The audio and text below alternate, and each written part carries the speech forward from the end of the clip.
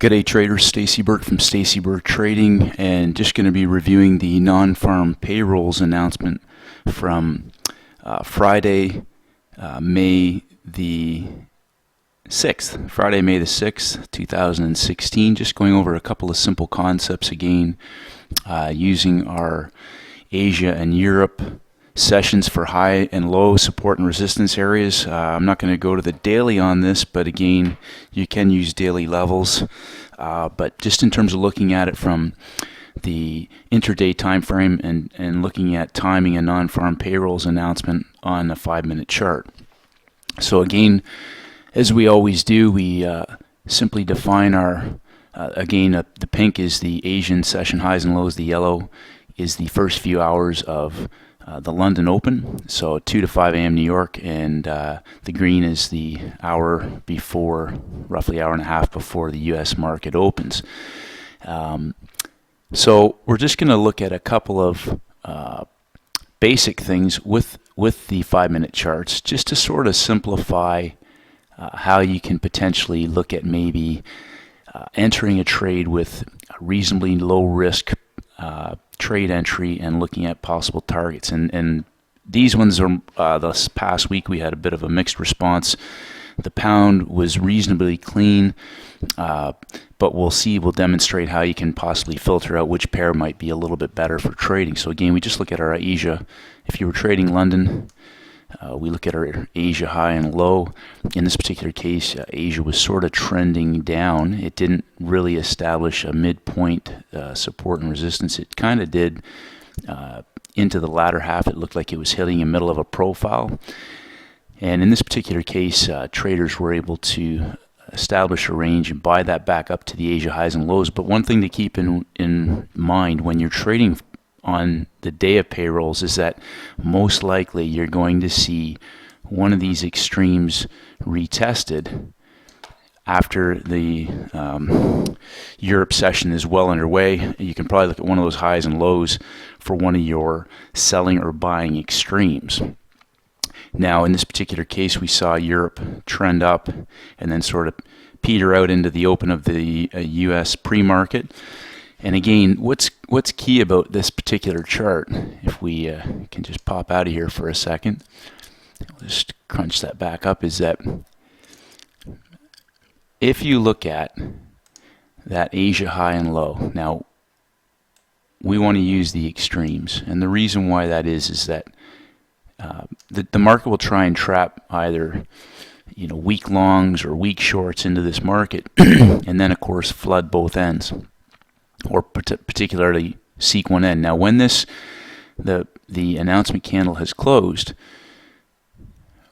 we see the tail here, and this is key. As soon as the market has closed below that, or if we see a tail, you may want to limit order that as a selling extreme with a 1 hour stop and off the hourly chart. Again, if we put our hourly chart up there, we'll go back and pop this up. If we look at the previous day's Europe US high, you can see now how that gave us an area to sell from. And of course, there's a few ways to exit this particular trade. You could either look at just, again, taking out somewhere into the low part of that range, but as the market retested that low and was auctioning with two-sided trading, somewhere in that 44.30 to 44.50 range was a target. Now in this particular case, I think a 50 pip range, 30 to 50 pip range is a reasonable target once we see that two-sided trading take place. So again, this was a cleaner creeping sort of trend. This isn't a perfect entry, but it is a low risk entry if you look at your other time frame charts and you start to see where there's previous buying and selling taking place. And again, in this particular case, we can, we'll lower that down, and again put our 5-minute chart back up there. Really big on staying with the 5-minute trend, but when we see this, again, we've got a range established. We want to be selling high and buying low. Okay, just looking at the euro. Not going to spend too much time on this chart. Mainly the reason why is that this was a fairly creeping chart, and heading into the announcement, the market was a bit more range bound, narrow range. Okay, so we're looking at, a 15 pip range, but also we see the market break out, pull back, and the market has been fairly tightly controlled. Now, had this range been reasonably sideways, somewhere in here, now definitely we would look at maybe taking that as a congested breakout for a large move. The market did eventually move, but not till later in the session. And unless you're sitting at the chart for an extended amount of time, you would have had to really wait this one out. So again, just looking for a simpler, cleaner chart. If you were to trade that, you'd be looking at either a retest of the Europe lows, which it didn't quite get to, or on top of that breakout area off the Europe Open. So not quite as clean as the pound. Again, I like to see a nice trending sort of market in terms of cleaner charts, not as many tails and wicks. And even just looking at this, if you were to look somewhere in that vicinity, you're looking at a 25 pip range, and it's just, you're probably going to be risking as much to gain as much. So that was the euro. Again, looking at the Japanese yen, going into the Europe Open, we saw the market break out and then consolidate into the US Open, and this is an ideal opportunity for people to start to look for this measured move pattern. So we've got a breakout. The market has stayed range bound in this market. As the announcement releases, just prior to the announcement coming out, and we'll just double check this candle, the market started to move. So it's almost as if the market had already made a decision prior to the release of the data, but we still see the market move 40-45 pips in a downward direction. It retests that, but on the announcement itself, the market capitulated. So we have a pattern, we have a catalyst, and then we have a blow off into that completion of the measured move. So again, traders possibly may have wanted to enter in high prior to the news. I'm not a huge fan of that. I think that requires either just a reasonably tight stop, but you can see that even if your stop was above that Asian high, or if you were somewhere in a situation like an announcement like Payrolls, you run the risk of the market spiking up and then coming down. And in this particular case, traders were lucky if they shorted that. They didn't get too much heat.